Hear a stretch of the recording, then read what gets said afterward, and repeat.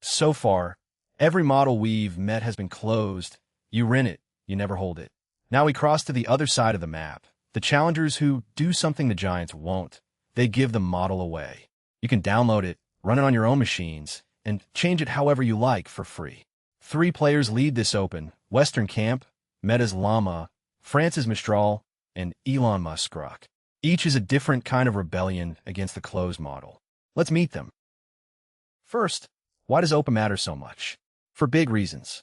Privacy: you can run the model entirely on your own hardware, so your data never leaves the building, which is essential in medicine, law, or finance.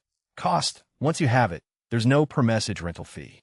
Control: you can fine-tune it on your own data, reshaping it for your exact needs. And independence: you're not locked into one vendor who can raise prices or change the rules. You own your copy.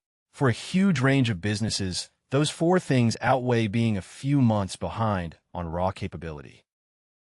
The story of OpenAI really starts with Meta, yes, the Facebook and Instagram company. Meta made a bold bet. It released its powerful Llama models for anyone to download and use, even to build a business on for free. Why would it do that? Partly strategy. If Meta can't beat OpenAI and Google by selling AI, it can undercut them by making great AI free and shape the whole ecosystem on its own terms. It worked. Llama proved an open model could genuinely rival the closed giants, and it lit a fire. Thousands of other models are now built on top of it. Meta cracked the door open, and everyone else rushed through.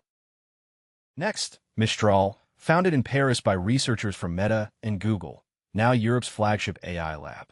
Mistral made its name with models that are small, fast, and remarkably efficient, punching well above their size, and released openly. There's a strategic angle here too: sovereignty.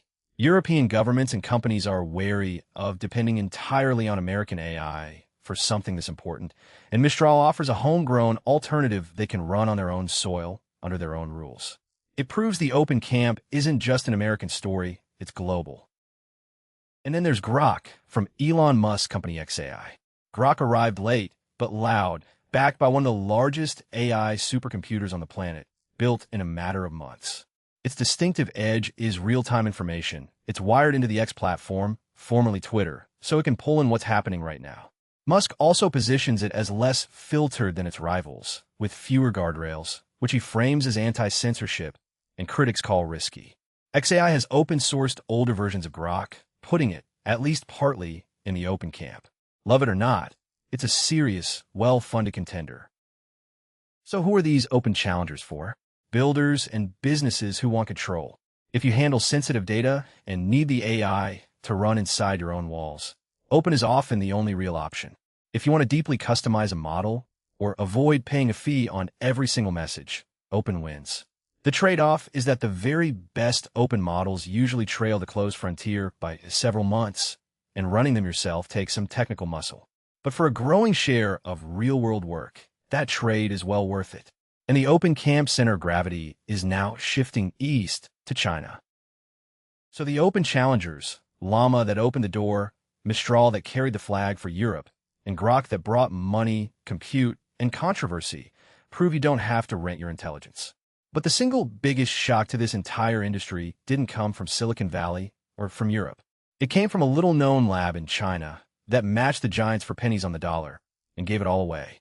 Next time, DeepSeek. See you there.